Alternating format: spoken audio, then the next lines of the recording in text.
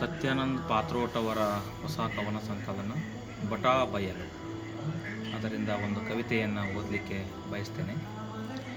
ಕವಿತೆ ಹೆಸರು ನೆಲ ಮುಟ್ಟುವ ಪ್ರೀತಿ. ನಾನೇಕೆ ಗುಡಿಸಲುಗಳ ಕುರಿತು ಬರೆಯುತ್ತೇನೆಂದರೆ, ಗುಡಿಸಲಿನಲ್ಲಿಯೇ ಹುಟ್ಟಿ ಅಲ್ಲಿಯೇ ಬೆಳೆದು ನೀಲಕಂಠನಾದವ ನಾನು.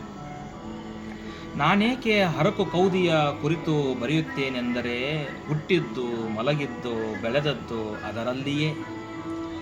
ಆ ತೂತಿನ ಕೌದಿಯಲ್ಲಿಯೇ ಚಂದಿರನ ನಗೆ ಕಂಡು ಪುಲಕಗೊಂಡು ರಾತ್ರಿಗೂ ಜೀವನ್ಮುಖಿಯಾದವ ನಾನು.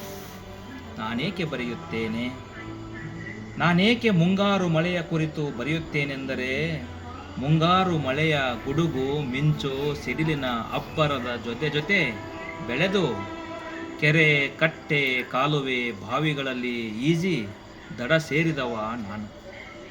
ನಾನೇಕೆ ಹಳ್ಳ ಕೊಳ್ಳ ಕೆರೆ ಕಟ್ಟೆ ಕಾಲುವೆಗಳ ಕುರಿತು ಬರೆಯುತ್ತೇನೆಂದರೆ, ಇಲ್ಲಿಯೇ ಚಿನಿಪನಿ ಕಣ್ಣು ಮುಚ್ಚಾಲೆ ಗಜುಗು ಗೋಲಿ ಗುಂಡು ಅಂಗಿ ಗುಂಡಿ ಆಟ ಆಡುತ್ತಾ ದೇವರಿಗೂ ಜೀವಕಳೆ ತಂದವ ನಾನು.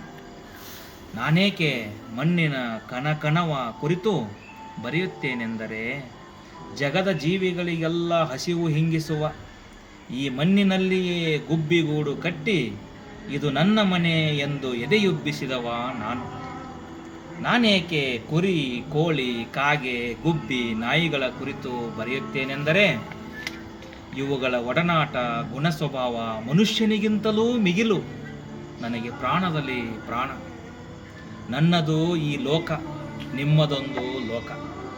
ಎಲ್ಲ ಬೇರಿಗೂ ಉಂಟು ಬೆವರಿನ ನಂಟು, ನೆಲ ಮುಟ್ಟುವ ಪ್ರೀತಿಯ ಗಂಟು.